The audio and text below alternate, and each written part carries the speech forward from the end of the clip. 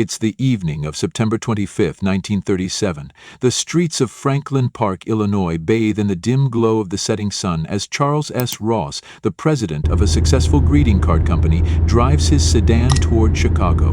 But something feels wrong. In his rearview mirror, Ross notices a car that's been following him for miles.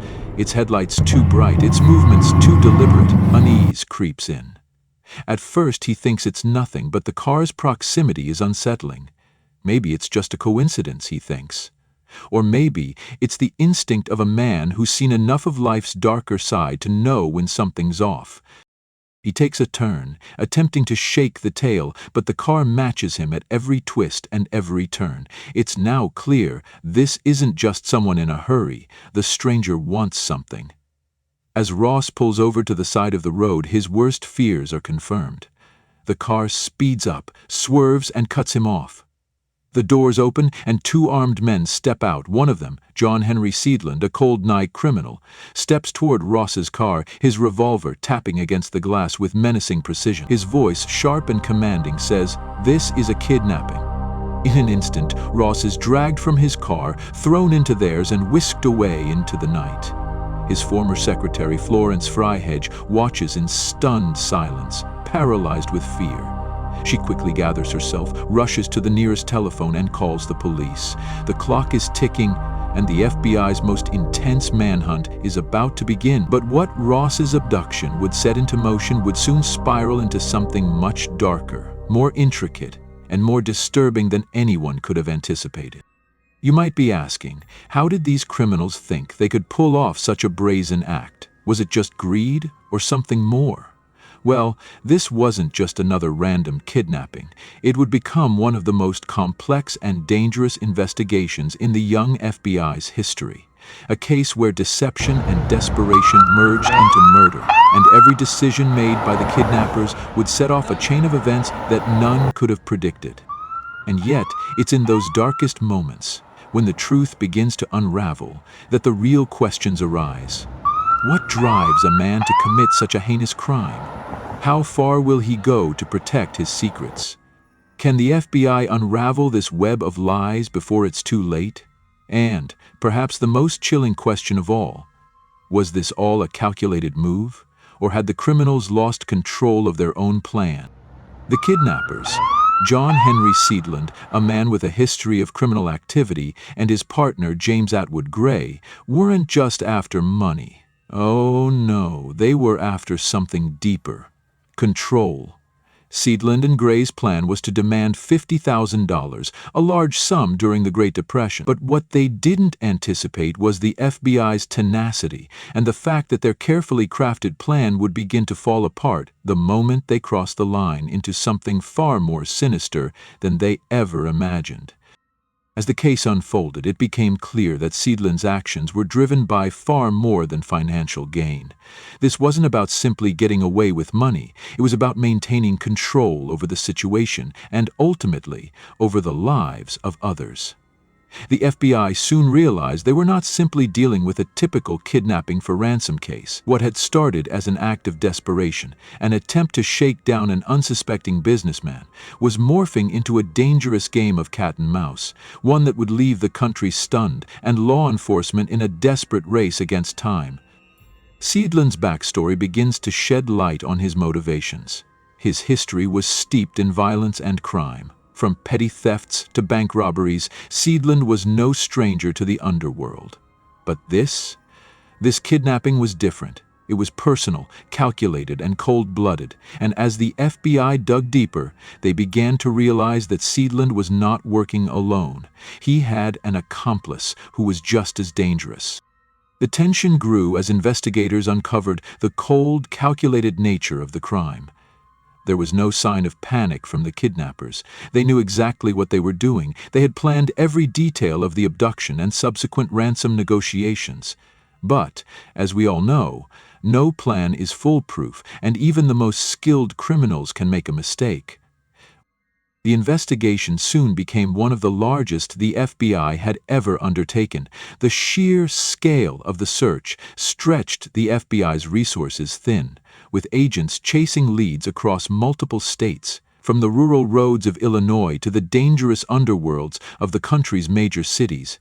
But as agents scoured the land for clues, another sinister element was brewing. The FBI was chasing criminals who were always one step ahead, and they had no idea how far Seidlin would go to make sure no one discovered the truth.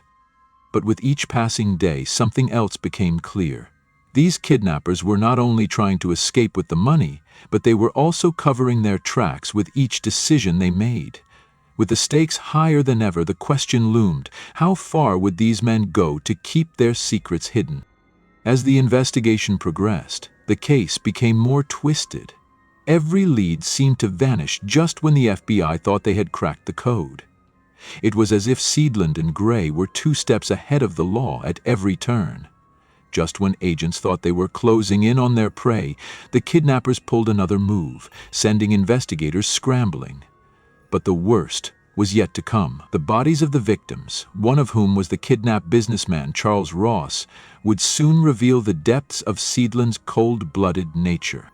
It was not just about money. The truth was darker, more insidious. Seidlin's desperate actions would lead to a shocking twist, one that would leave the FBI and the entire nation reeling. Would the FBI's relentless pursuit of justice be enough to stop Seidlin before he could escape again? Would they be able to piece together the puzzle of this perfect crime before it was too late? And, perhaps most chilling of all, would justice truly be served?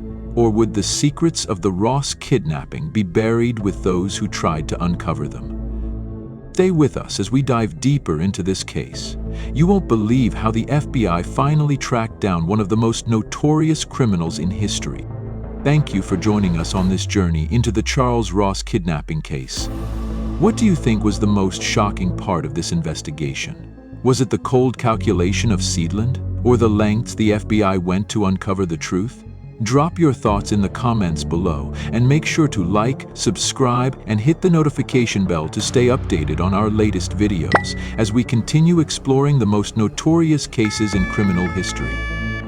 The case had taken a dark turn. As the FBI ramped up its investigation into the Charley Ross kidnapping, the pressure was mounting. In those early days, it felt like every lead was leading them further into a maze with no way out. Each move the kidnappers made seemed calculated, deliberate, and shockingly effective. But they didn't realize just how determined the FBI was. Every ransom letter Seidlin and his accomplice James Atwood Gray sent was meticulously examined. On the surface, these letters appeared to be simple demands for money, but the deeper the agents dug, the more chilling the implications became.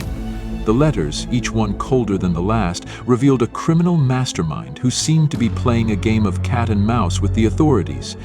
He didn't just want money, he wanted to prove that he could get away with anything. These weren't just ransom notes. They were carefully crafted messages from a man who believed he was above the law.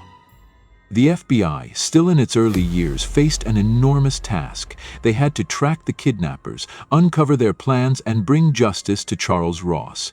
But they were facing a criminal who wasn't going to make it easy. The pressure was immense. With a young FBI still finding its footing, the stakes couldn't have been higher. The investigation became personal. This was a fight for justice that couldn't afford to fail.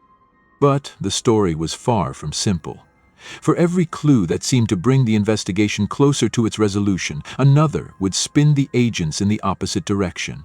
The kidnappers were always one step ahead, and the FBI found themselves in a desperate race to solve the case. As the FBI began to trace the trail left by Seidlin and Gray, one thing became immediately clear. These men weren't amateurs. From the way they planned the kidnapping to their careful negotiations, every detail had been orchestrated with chilling precision. But the real controversy lay in the details of the crime itself. Was this just a straightforward ransom for profit, or was there something darker behind it? The money, the $50,000 ransom, was the key to everything. For a while it seemed like a simple case of criminal greed, a straightforward kidnapping for ransom scheme.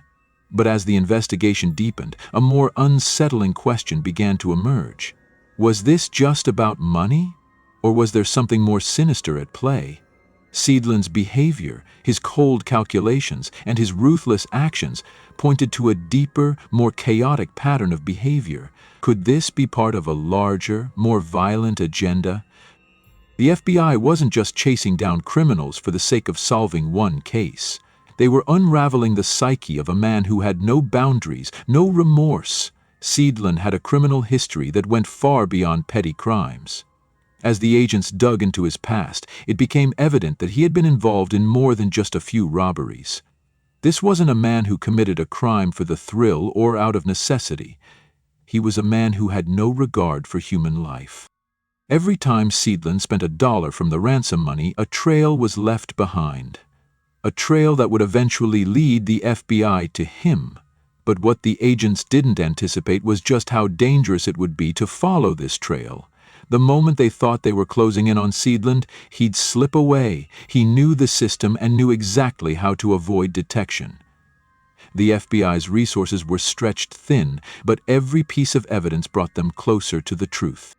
As the investigation continued, something even more chilling emerged. The man behind the kidnapping, John Henry Seidlin, wasn't working alone in this game of deceit and murder.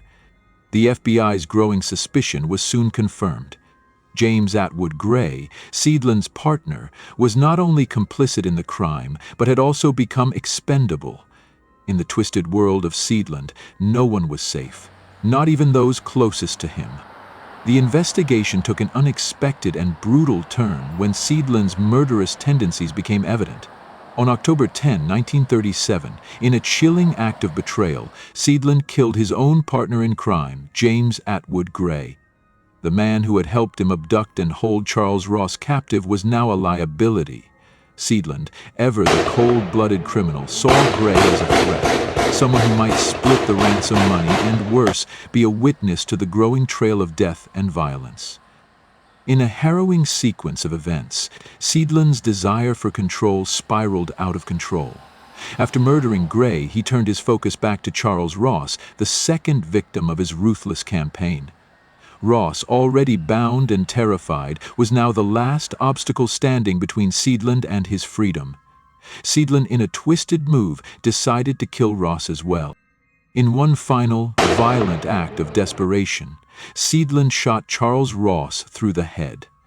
The man who had been the victim of a chilling and well-planned kidnapping was now just another casualty in Seidlin's twisted pursuit of power. Ross's body, along with Gray's, was disposed of in a remote pit, a grim burial site for two lives taken too soon. Seidlin's crime spree had escalated from a simple ransom plot to a bloody tale of betrayal, violence, and murder. The horror of these actions weighed heavily on the investigation. The FBI was now not only trying to locate the criminals, but was also dealing with the moral dilemma of how far Seidlin would go to cover his tracks. With 2 dead bodies and $50,000 in ransom money, the stakes had never been higher. The FBI's pursuit of justice had become a matter of life and death, and with each discovery, the tension mounted. Would they be able to catch Seidlin before more lives were lost? As agents pieced together the evidence, one thing became painfully clear. Seidlin was a dangerous, unrepentant killer. But what could have driven him to murder his own accomplice and then a helpless businessman? Was it just greed, or was there something more deeply ingrained in his psyche? The investigation moved forward, but now the hunt for Seidlin was more than just solving a kidnapping. It had become a race against time to stop a murderer before he could disappear forever. But just as the FBI thought they were getting closer to capturing Seidlin, another twist came. The trail that had been so carefully hidden began to unravel in ways they hadn't anticipated. Could they catch him before he disappeared into the maze of his own lies, money, and deceit? The question on every agent's mind now was simple. How far would Seidlin go to cover his tracks? Would the FBI's relentless pursuit be enough to bring him to justice before he could escape? Or was Seidlin already one step ahead of them all? As they followed the trail of ransom money, each bill left a new clue, but also a new danger. Would the FBI close in on Seidlin before he could disappear into the shadows once again? Stay tuned, because the hunt is about to get even more intense. The FBI was just getting started in their search for justice, but Seidlin's darkest secrets were still waiting to be uncovered. The final piece of the puzzle, his capture and the twisted end to this kidnapping story, is coming next. After months of painstaking investigation, countless hours spent chasing dead leads, and a growing sense of frustration among the FBI agents, the breakthrough came from an unexpected source: greed. As much as Seidlin thought he had outsmarted the law, he was about to make a fatal mistake driven by his own compulsions. Seidlin, now far from the scene of his crime, found himself in Los Angeles in early January 1938, living off the ransom money he had stolen. But there was one thing that he could never resist: gambling. His addiction to betting, especially at the racetrack, was no secret to those who knew him. It was this very need to place a bet that would bring his reign of terror to an end. As Seidlin walked into the Santa Anita racetrack in California, he felt the familiar rush of adrenaline that came with placing a bet. But this time, the stakes were higher than ever before. He was betting with stolen money, money that had a very distinct and traceable set of serial numbers. What Seidlin didn't know was that the FBI had been tracking these bills ever since they were used in the ransom drop. Under the leadership of J. Edgar Hoover, the FBI had set a meticulous trap. Agents positioned at the racetrack were prepared for this moment. They had been waiting for Seidlin to slip up, to expose himself, and it happened when he handed over one of the ransom bills. As he paid for his bet, Seidlin unknowingly sealed his fate. The agents had been watching the windows, tracking the serial numbers of the ransom money, and as soon as they saw that bill, they swooped in without hesitation. The capture was swift. Seidlin was arrested without much of a struggle, but it was clear from the moment the cuffs were on him that his time was up. The criminal mastermind who had thought he could outwit the law had been caught, not through traditional police work, but because of his own inability to control his vices. In a way, his need for a quick thrill, the desire to gamble with stolen money, had become his downfall. It was an ironic twist, as Seidlin, in his pursuit of freedom and control, had handed himself right into the arms of the law. Seidlin's arrest, while momentous, was just the beginning of the real work for the FBI. As he was interrogated, the agents dug deeper into his psyche, trying to uncover the true nature of his crimes. And when he finally confessed to the kidnapping and murders of both Charles Ross and his accomplice, James Atwood Gray, the full horror of Seidlin's actions became apparent. Seidlin, however, was not a man to show remorse. Despite the evidence, despite the fact that the FBI had uncovered his trail of bloodshed, he still held on to the belief that he had committed the perfect crime. He saw himself as some sort of criminal genius, someone who had outsmarted the authorities at every turn. The idea that he was caught because of his own inability to control his vices seemed lost on him. To Seidlin, his crime was still the perfect heist. His confession, chillingly detailed, led the FBI to the bodies of Charles Ross and James Atwood Gray. The bodies, hidden in remote parts of the country, were exhumed from their shallow graves. The first grave, where Ross had been buried, was in Spooner, Wisconsin, a place that seemed so distant from the city lights and noise of the kidnapping that had shocked the nation. The second grave, where Gray had been buried, was also uncovered. The FBI had followed every lead, every twisted part of Seidlin's path, and they finally found the evidence to confirm what they had suspected all along. This man was not just a kidnapper, but a cold-blooded killer who had used murder as a means of securing his freedom. And as they uncovered the remains of the victims, they also found something else: a cache of ransom money, hidden in a typewriter case. A final, twisted piece of Seidlin's criminal enterprise. It was a haunting discovery, one that made the agents realize just how far Seidlin had gone to cover his tracks. It was no longer just about the kidnapping. It was about a man willing to murder and hide the evidence in an attempt to secure his own survival. The depths of his depravity were finally laid bare. The investigation was over, but the case was far from closed. On March 16, 1938, Seidlin stood in court, facing the charges for his heinous crimes. The trial was swift, and on March 19 he was found guilty of kidnapping and murder. The jury recommended the death penalty, and it seemed that justice would finally be served. Seidlin, however, was not an easy man to break. Even in the face of his conviction, he maintained his belief in his own invincibility. But despite all of his defenses and appeals, the sentence was carried out. Seidlin was executed by electric chair on July 14, 1938, just 13 days before his 28th birthday. The man who had thought himself untouchable was now dead, and justice had finally been served. His death marked the end of one of the most chilling criminal sagas in American history, but it left behind a haunting legacy, a reminder of how far one man was willing to go to satisfy his own twisted desires. Seidlin's life of crime, filled with violence, betrayal, and bloodshed, was over. But the scars he left on his victims and the FBI's history would remain forever. The case of the Charles Ross kidnapping was a turning point in the FBI's history. It was an investigation that not only tested the agency's resources, but also highlighted its evolution into a powerful force for justice. The methods used in this investigation, tracking serial numbers on ransom money, using surveillance at a racetrack, and piecing together a complex web of clues, would become standard practice in future criminal investigation. But perhaps more importantly, the case solidified the FBI's reputation as a force capable of taking down even the most elusive and dangerous criminals.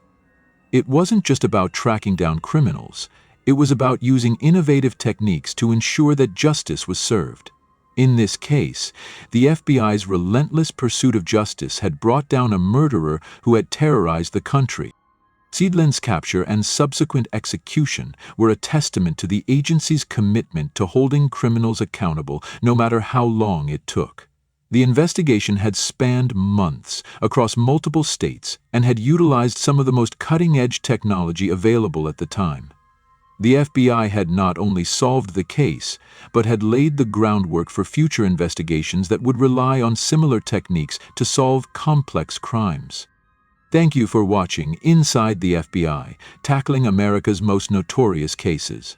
What do you think was the most shocking part of the Charles Ross kidnapping case? How did the FBI manage to track down the criminals behind this complex crime? Let us know your thoughts in the comments below, and don't forget to like, subscribe, and hit the notification bell for more thrilling true crime stories. The story of Seidlin and the Charles Ross kidnapping serves as a powerful reminder that even the most calculated and cold-hearted criminals can be brought to justice. It also underscores the importance of persistence, innovation, and the relentless pursuit of justice, values that remain at the core of the FBI's mission to this day.